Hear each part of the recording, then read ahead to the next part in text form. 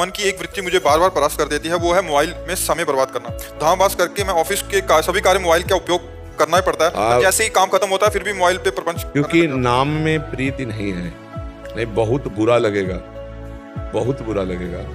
जिसके संग से हमारा भजन छूट जाए, वो व्यक्ति, वो वस्तु, वो पदार्थ, वो वृत्ति दुश्मन की तरह चुभती है भक्त को। जाके प्रिय राम वैदेही तजिए ताहि कोटि बैरी सम यद्यपि परम स्नेही। करोड़ों दुश्मन के समान उसका त्याग हो जाए। तो मोबाइल शत्रु नहीं है, मोबाइल मित्र है। मोबाइल से आप एकांतिक सुन सकते हैं, मोबाइल से आप सत्संग सुन सकते हैं, मोबाइल से आप भागवतिक बातें भी तो देख सकते हैं। तो आप भागवतिक बातें क्यों नहीं देखते जब भक्त हैं? आप गलत क्यों प्रयोग करते हैं? मान लो गेम खेलना, इधर उधर के सीरियल देखना, इधर उधर की बातें देखना, वो आपके ऊपर है ना। तो आप शासन कीजिए अपने ऊपर। आप इतनी छूट, अरे जब 25 वर्ष 30 वर्ष पहले मोबाइल की रचना नहीं हुई थी, तब क्या भारत में जी नहीं रहा था क्या कोई? आज मोबाइल रच गया तो सब इंटरनेट में ही, मोबाइल में ही प्रपंच देखने में समय नष्ट करते हैं। वो सहयोगी भी है, उसमें गुण भी है। अब पहले था कि किसी को खबर भेजनी है तो कार्ड, पोस्ट कार्ड डालकर महीना 15 दिन में चिट्ठी पहुंचती थी, मिनट के अंतर में अमेरिका में बात कर लो। कितना मतलब सहयोग हो गया। वो जब कभी कोई इमरजेंसी होता था तो तार आता था, तो बोले उनके यहाँ तार आया है, कोई घटना जरूर घटी है। अब यहाँ 1 मिनट में लगाओ नंबर, कहीं भी बात कर लो। तो मोबाइल हितकारी भी है। मोबाइल से केवल नुकसान ही नुकसान हो ऐसी बात नहीं है। मोबाइल से ही सुनकर आप लोग जुड़े हो, मोबाइल से सुनकर आप लोग आए हो। नहीं तो हमारे सत्संग को इतने लोग बैठे हैं, अगर यही जो बात हम आपसे कह रहे हैं ये कई लाख लोग सुनेंगे, मोबाइल से सुनेंगे ला। ये कई लाख लोग तो यहाँ नहीं बैठ सकते, छोटी जगह है, लेकिन इसका लाभ बड़ा हो रहा है। भारत के लोग, विदेश के लोग भी इसको सुन रहे हैं, मोबाइल से तो सुन रहे हैं। तो मोबाइल को हम दोष ना दे, हम मोबाइल में दोष दर्शन न करें। मोबाइल में जो दोष भरा हुआ है उसका दर्शन न करें, इतना बढ़िया है। कल क्या सत्संग हुआ था अभी आप सुन लो मोबाइल में, 1 महीना पहले क्या सत्संग हुआ था वो भी सुन लो।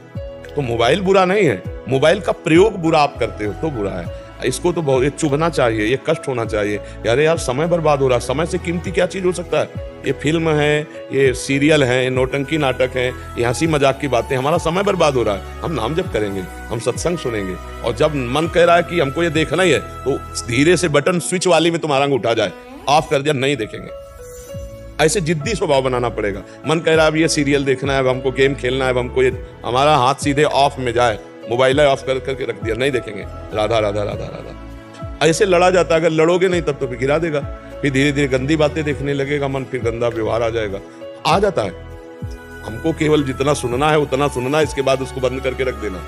ज्यादा मोबाइल का, कुछ लोग तो लगे ही रहते हैं मोबाइल में, बात कर रहे हैं तो 20-20 मिनट बात कर रहे हैं, मोबाइल से भी आवश्यक बात बोलो, इसके बाद बंद, राधे श्याम। तो हमें लगता है कि मोबाइल दोषी ही नहीं है, गुण भी है उसमें।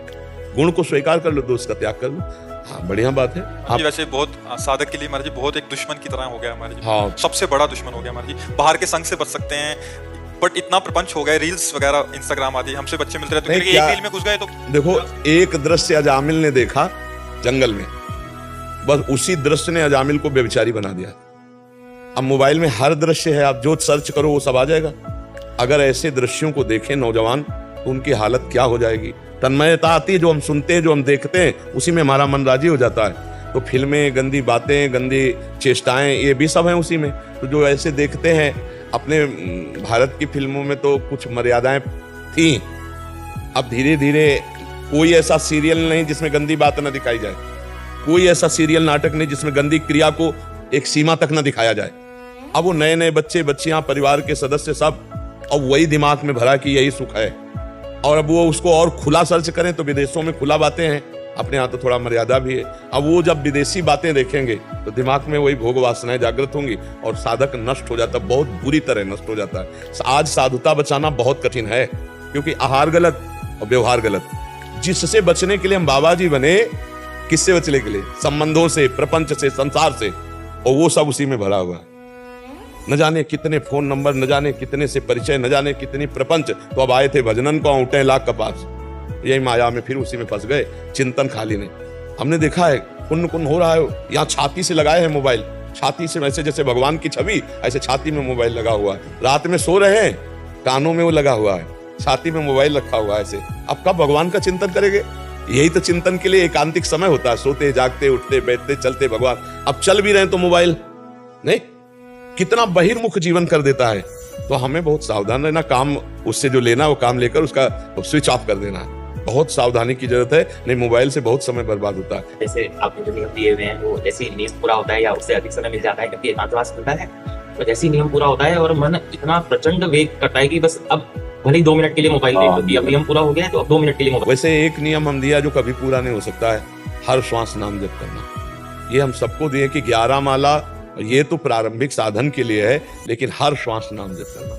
ये सत्संग में एकांतिक में जैसे आपने पूछा तो अभी तो ये नियम पूरा कब करोगे, इसका अभ्यास कब करोगे? नियम सब प्रेम के लिए है। अगर प्रेम न उत्पन्न हुआ तो नियम का मतलब क्या रहा? और जो मंत्र जो नाम हर समय चलाया जाता है उसी से प्रेम प्रकट होता है। तो आप खाली बैठने का स्वभाव ही मत रखिए। हमारा नियम है, हमारा श्वास नाम जप करेंगे। हम जिंदगी में माला से जप किया है, गुरु जी ने जब गायत्री अनुष्ठान दिया था और कुछ नियम तक माला लिए, इस बार हमारा जिंदगी में एक ही लक्ष्य रहा है कि हम 1 मिनट भगवान का विस्मरण नहीं होने देंगे, इसलिए माला भी नहीं। उठते बैठते चलते फिरते हर समय नाम, हर समय मंत्र। तो हमें फुर्सत नहीं मिली, हमें समय नहीं। तो अभ्यास किया, साउंड चल रहा है, हमारा नाम चल रहा है। तुम्हें बैठकर हम उपदेश कर रहे हैं, हमारा नाम चल रहा है। हम तुम्हारे मस्तक में ही नाम लिख रहे हैं। अभ्यास करना। अगर नाम भूल गए, अभी मर गए तो, अभी दिल फेल हो गया तो हमारा जीवन तो बर्बाद हो जाएगा। हर समय भजन, पता नहीं कब मृत्यु आ जाए। थोड़ी देर मनोरंजन करो मन का, किसमें?